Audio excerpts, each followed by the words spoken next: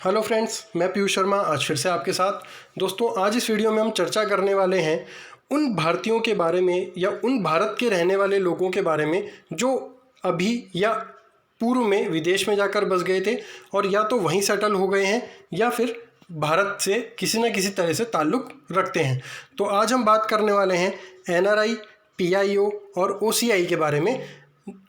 इन तीनों में क्या डिफरेंस होता है, भारत सरकार द्वारा इन्हें क्या अधिकार दिए गए हैं, क्या फैसिलिटीज़ दी जा रही हैं, इन्हीं सब के बारे में चर्चा करेंगे। इन तीनों में अंतर जानेंगे, इन तीनों में अंतर क्या होता है, क्योंकि जब एग्ज़ाम में क्वेश्चन आता है तो ये बहुत कन्फ्यूज़न क्रिएट करते हैं ये तीनों ही।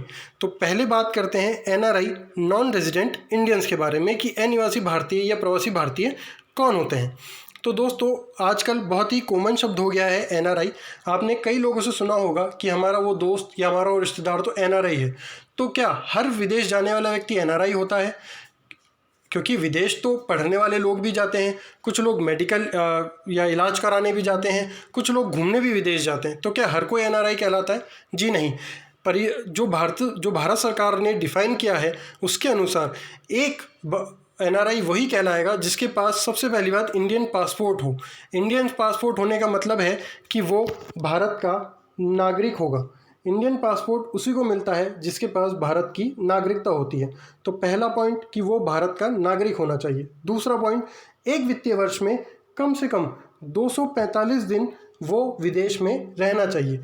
मतलब ऐसा व्यक्ति जो अपनी नौकरी के सिलसिले में बाहर गया है या बिजनेस के सिलसिले में बाहर गया है, उसी तरीके का वीज़ा लेकर गया है तो और वो 245 दिन बाहर रहता है तो वो व्यक्ति एनआरआई कहलाता है।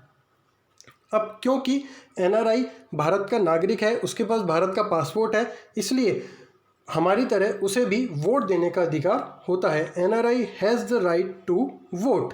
अब अगर वो एनआरआई भारत में मौजूद है तो वो हमारी तरह वोट दे सकता है। यदि वो बाहर मौजूद है तो वो ऑनलाइन प्लेटफॉर्म के जरिए भी वोट डाल सकता है। इसलिए इसके लिए उसे वहाँ की इंडियन एम्बेसी से संपर्क करना होता है। अब दोस्तों, क्योंकि जो एनआरआई होते हैं वो बाहर पैसा कमाने जाते हैं नौकरी से या फिर बिजनेस से, तो क्या भारत सरकार उसके ऊपर टैक्स लगा सकती है? तो दोस्तों, यहाँ पे एक ध्यान देने वाली बात है कि उन्हें एनआरआईज़ को भारत में उसी इनकम पे टैक्स देना होता है जो उन्होंने भारत में कमाई होती है। मतलब जो इनकम उन्होंने विदेश में रहकर कमाई है उसके ऊपर भारत सरकार टैक्स नहीं लगाती है। तो ये दोस्तों एनआरआई होते हैं। दूसरे आते हैं हमारे PIO, persons of Indian origin या भारतीय मूल के व्यक्ति। भारतीय मूल के व्यक्ति आजकल काफ़ी चर्चा का विषय बना हुआ है क्योंकि भारत सरकार उन लोगों को काफ़ी प्रमोट कर रही है जो भारतीय मूल के व्यक्ति हैं, उनसे संपर्क साधने की कोशिश कर रही है ताकि वो भारत के डेवलपमेंट में साझेदार बन सके, भारत के डेवलपमेंट में अपना सहयोग दे सकें। आजकल पेपर में भी कई बार हम देखते हैं कि ये आता है कि ब्रिटिश संसद में भारतीय मूल के सांसद हैं, इन्होंने ऐसा किया है, या अमेरिकी राष्ट्रपति ने अपने ऑफिस में भारतीय मूल के इस व्यक्ति को अपॉइंट किया है जो ऐसा करते हैं या इतनी क्वालिफिकेशन रखते हैं। तो दोस्तों, भारतीय मूल के कौन व्यक्ति होते हैं? दोस्तों, ये वो होते हैं कि जो जन्म से या वंश से तो भारतीय हैं परंतु वो भारत में रहते नहीं हैं। मतलब या तो बाय बर्थ या फिर उनके पूर्वज दादा दादी, नाना नानी, माता पिता जो भारतीय थे परंतु बाहर जाके बस गए, वहाँ की नागरिकता ले ली और वहीं पे सेटल हो गए, वापस भारत आए नहीं, ऐसे लोग भारतीय मूल के व्यक्ति कहलाते हैं। अगले दोस्तों होते हैं ओवरसीज सिटीजन्स ऑफ इंडिया, ओसीआईज। ये ओसीआईज कौन होते हैं?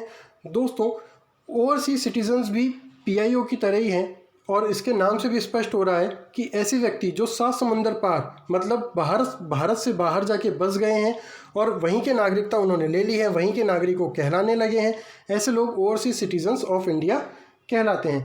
गृह मंत्रालय के अनुसार जो व्यक्ति 26 जनवरी 1950 को भारत का नागरिक बनने योग्य था, मतलब ऐसी एलिजिबिलिटी वो रखता था कि वो भारत का नागरिक हो सकता था, या फिर 15 अगस्त 1947 जब भारत आज़ाद हुआ था तो भारत का हिस्सा, ऐसे क्षेत्र जो उसके भारत के आज़ाद होने के बाद भारत का हिस्सा बने हैं उनसे संबंध रखता था, ऐसे व्यक्ति को ओवरसीज सिटीजन्स ऑफ इंडिया का कार्ड मिल सकता है।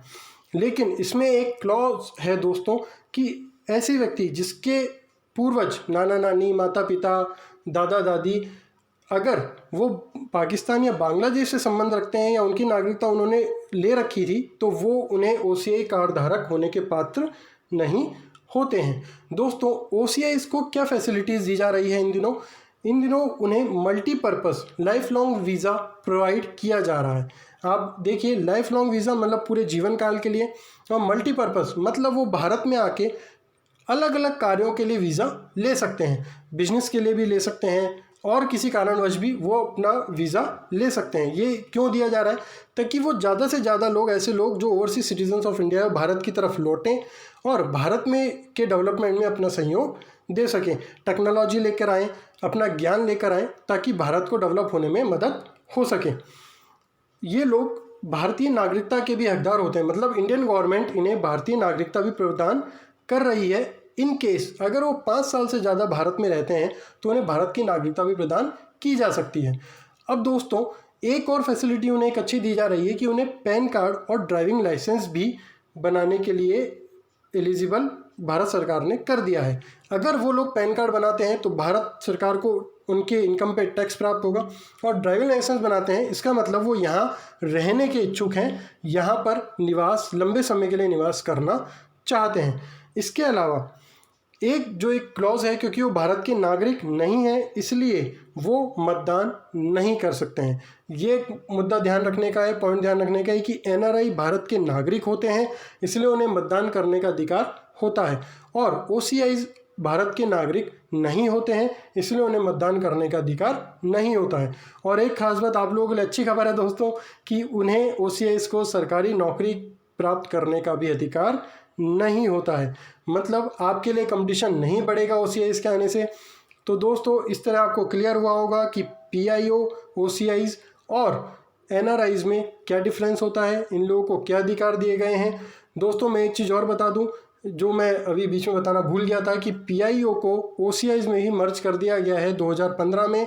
अब PIO और OCIs एक ही कैटेगरी के लोग हैं, एक ही तरह का कार्ड उन्हें दिया जाता है।